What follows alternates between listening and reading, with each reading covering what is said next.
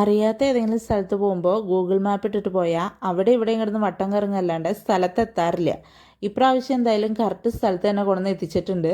ചിലപ്പോൾ തൊട്ടടുത്ത് കിടക്കുന്ന സ്ഥലം ആയതുകൊണ്ടായിരിക്കും. വേറെ എവിടെയല്ല, നമ്മൾ ഈ റീൽസിലൊക്കെ കണ്ടിട്ടില്ലേ പ്രാന്തം കുരിയച്ചൻ്റെ പള്ളിയിൽ നിന്ന്, അവിടെയാണ് കേട്ടോ. അപ്പോൾ അവിടുത്തെ നേർച്ച ഇതേപോലെ പൂമാലയും മെഴുതിരിയൊക്കെയാണ്. ഞാനും മോനും അതൊക്കെ മേടിച്ച് കത്തിച്ച് നല്ലോണം പ്രാർത്ഥിച്ച് അവിടെ നിന്ന് നേർച്ചയൊക്കെ മേടിച്ച് ഞങ്ങൾ തിരിച്ചിങ്ങോട്ട് ഇറങ്ങി കഴിഞ്ഞപ്പോൾ തൊട്ട് ഫ്രണ്ടിലുള്ള ബിൽഡിങ്ങിൽ ഇതേപോലെ ഒരു എക്സിബിഷൻ നടക്കുന്നു. എന്താണെന്നൊന്നും ഡീറ്റെയിൽ ആയിട്ടൊന്നും മനസ്സിലായില്ല. പക്ഷേ അവരെന്തൊക്കെയോ ഭയങ്കര ആധികാരികമായിട്ട് അതിനകത്ത് മീൻ ചെയ്യുന്നുണ്ട്. എനിക്ക് ചിലപ്പോൾ അതൊന്നും മനസ്സിലാക്കാനുള്ള കഴിവില്ലാത്തതുകൊണ്ടായിരിക്കും. പിന്നെ ഞങ്ങൾ വേഗം അവിടെ നിന്ന് ഇറങ്ങി വീണ്ടും നിന്ന് അതേ സ്ഥലത്ത് തന്നെ തിരിച്ചെത്തി. കാരണം അവിടെ ഫോട്ടോ ഒക്കെ എടുക്കാൻ നല്ല സ്ഥലങ്ങളൊക്കെ ഉണ്ടെന്ന് കണ്ടിട്ട് വീണ്ടും തിരിച്ച് അങ്ങോട്ട് തന്നെ വന്നതാ.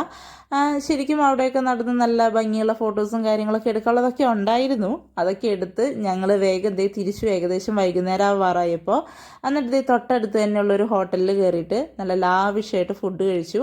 ആ ഒരു സമയമൊക്കെ ആയപ്പോഴേക്കും ഞങ്ങൾക്ക് നല്ലോണം വിശക്കണ്ടായിരുന്നു.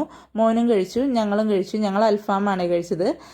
ഞങ്ങൾ നല്ല ലാവിഷായിട്ട് ഫുഡൊക്കെ കഴിച്ച് പതുക്കെ അവിടെ നിന്ന് ഇറങ്ങി. എല്ലാവർക്കും അങ്ങോട്ട് പോകുമ്പോൾ എന്താ പറയുക, ദൂരം കൂടുതൽ പോലെയും തിരിച്ചു വരുമ്പോൾ പെട്ടെന്ന് എത്തുന്ന പോലെയും തോന്നുക. പക്ഷെ ഞങ്ങൾക്ക് അങ്ങോട്ട് പോയപ്പോൾ പെട്ടെന്ന് എത്തിയ പോലെയും തിരിച്ചു വരുമ്പോൾ എന്തോരം ഓടിച്ചിട്ടും എത്താത്ത പോലെയും തോന്നി. ഇതിൻ്റെ ഇടയ്ക്ക് മോൻ നല്ലൊരു ഉറക്കം കഴിഞ്ഞു.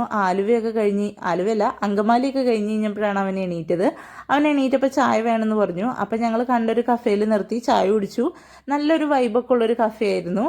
ചായ നല്ലതായിരുന്നു. ഇതാട്ടോ കഫേയുടെ പേര്. ഞാൻ ജ്യൂസാണ് കുടിച്ചത്. ജ്യൂസും നല്ലതായിരുന്നു.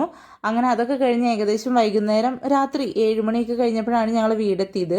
എപ്പോഴും വീട്ടിലിരിക്കാണ്ട് ഇടയ്ക്ക് ഇതേപോലെ ഒരു ട്രിപ്പൊക്കെ നല്ലതാണ്. എല്ലാവരും അങ്ങനെയൊക്കെ പൊക്കോളൂട്ടാ. അപ്പോൾ ഇഷ്ടപ്പെട്ട ലൈക്ക് ചെയ്യാനും സബ്സ്ക്രൈബ് ചെയ്യാനും മറക്കല്ലേ.